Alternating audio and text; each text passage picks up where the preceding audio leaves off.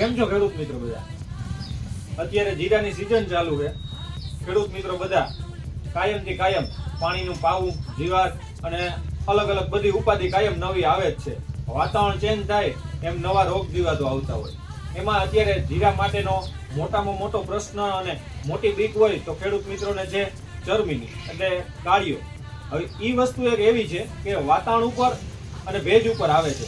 તો એ વસ્તુ કઈ રીતે આવે છે, નુકસાન એનું એ બધાને ખબર જ છે. એને કંટ્રોલ કરવા માટે આપણે એડવાન્સમાં હું માહિતી લેવી, કઈ ટ્રીટમેન્ટ કરવી, એની માહિતી આપણે કૃષિ નિષ્ણાત હર્ષભાઈ પાસેથી જાણીએ. નમસ્કાર ખેડૂત મિત્રો, મારું નામ છે હર્ષ પેસ્ટડિયા. હું ઘરડા કેમિકલમાં અત્યારે જામનગર જિલ્લામાં ફરજ બજાવું છું.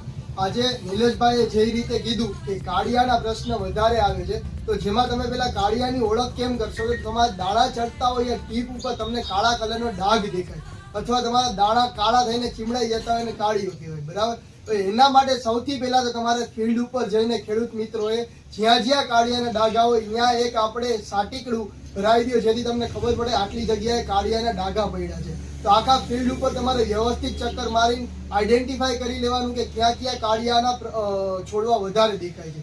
ઈ થઈ જાય. પછી બીજી વસ્તુ કે તમારે એક પ્લાસ્ટિકની થેલી લઈને એમાં તમારે કાળિયાના જેટલા પણ છોડવા હોય એ ઉપાડીને તમારે ઈ પ્લાસ્ટિકની થેલીમાં નાખી દેવાના.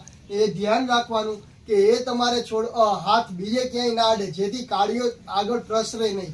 એ બે વસ્તુ થઈ જાય. એના પછી તમારે દવાનો છંટકાવ કરવાનો, જેમાં એઝોસ્ટ્રોબિન અને ડાયફેનકોનાઝોલ જે આપણે રોડો નામથી આવે છે, એ તમારે સારામાં સારું કાળિયા સામે રક્ષણ આપશે. ને આના જોડે તમારે ટ્રાયસાયક્લાઝોલ કરીને 75% પડીકી આવે છે, એનો ઉપયોગ કરવાનો રહેશે.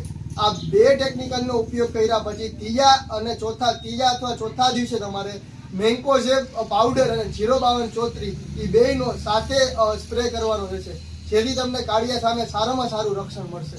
આભાર મિત્રો. આપણે સાહેબે સરસ માહિતી આપી.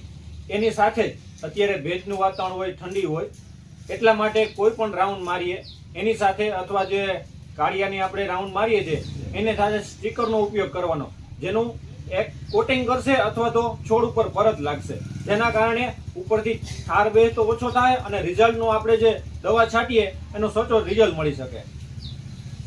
આવી જ માહિતી માટે આવતા વિડીયોમાં આપણે નવું જાણશું.